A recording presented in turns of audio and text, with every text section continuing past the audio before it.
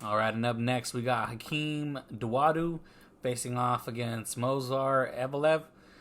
Coming in here, Hakeem 12-1 record, 12-1-1, 29 years old, 5'8" with a 72-inch reach.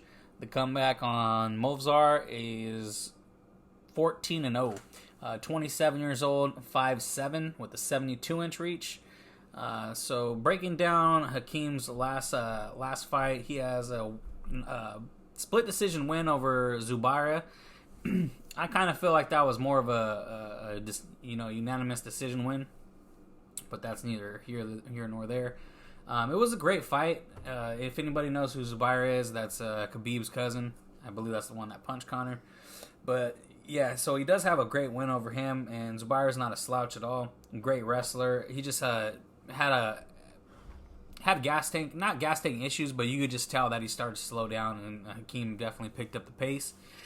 Before that, he had another split decision win against Julio Arce, and before that, head kick knockout over Yoshino Hiri, and both of those fights, I honestly didn't do much tape on those. But going back here on Movsar, his last fight, it was against Nick Lentz, and he had a split decision win. It's kind of, I don't know, that was a bullshit call. I think he unanimously won that fight.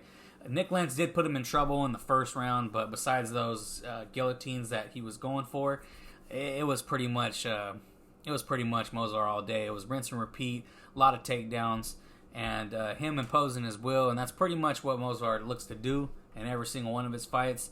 He doesn't look to strike at all at much, and his fight before that with Mike Grundy kind of showed it as well. Kind of showed as well that he is really susceptible to these guillotines, because Mike Grundy had a tight one on him as well, and he couldn't finish it. Before that, he did have a win over the Ultimate Fighter winner Enrique Barzola, which is a great win, because Enrique, that's exactly what he comes out to do as well. He loves to grind. He loves to just try to, get you up against the cage, pull your legs out, rinse and repeat, mat return, get strikes off, and just pretty much pummel away and get up on the scorecards.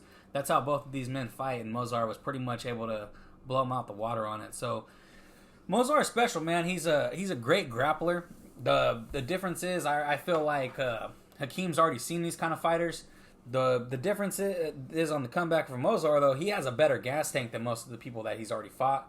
So I see this going either two ways. I see this just being completely Evloev's game plan all day, or just being super competitive and us having another possible split decision for Hakeem. Yeah, those splits is something that's just been almost every fight for Hakeem. 3 of his last 4 fights are wins by split decision. And Mozart's last one split. Yeah, so I mean, there's a lot of they fight to leave it open for the judges. Razor thin decisions, and so for coming out here for Movsar, coming off that long stint with M1 to cement himself as one of the better European prospects. He holds the title for M1 for majority of his career. He has seen a similar success in the UFC as a featherweight. Most recently beating Nick Lentz, but that was earlier in the year. But it was a close fight. Nick Lentz actually was threatening there, even though he was all beat up. Yeah, he was threatening with the submission. It's just, yeah. So he leaves himself over for that. But sometimes I think it looks worse than it actually is threatening, though. Right. And for Dawodu, he does have minimal advantage in the reach and height, but he comes with a lot of hype. Coming from his time in World Series of Fighting, starting off getting dispatched in 40 seconds to Danny Henry. Since then, he rattled off those 5 wins in a row. 7 of his 12 wins come by knockout. And Dawodu, he is going to be this is going to be the best striker that Evloev has fought yet, and he has great takedown defense as well.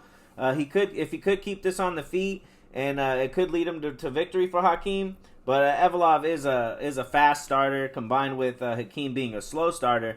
Also can get hit with that right hand. So this should be a razor close fight again. And possible another split decision for the two. But overall, I mean, they have Hakeem the main at plus 195. and Evloev at 235. I think that's pretty wide. I think it should be closer than that in the odds. They are giving Hakeem a big underdog line here.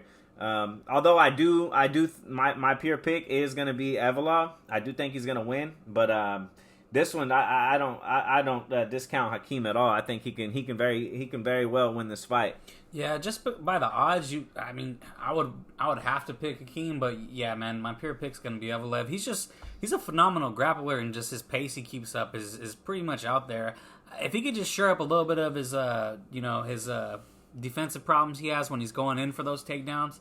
But he's not really going to have to worry about that from Hakeem. Hakeem's not snatching up necks like those other guys were. Anybody knows Nick Lentz, he's like, that's why they call him the Carney. He's one of the best at snatching those weird angled chokes up and whatnot. And Grundy is as well. You got to squeeze on him. And he was kind of daring him with the way he was taking him down to choke him.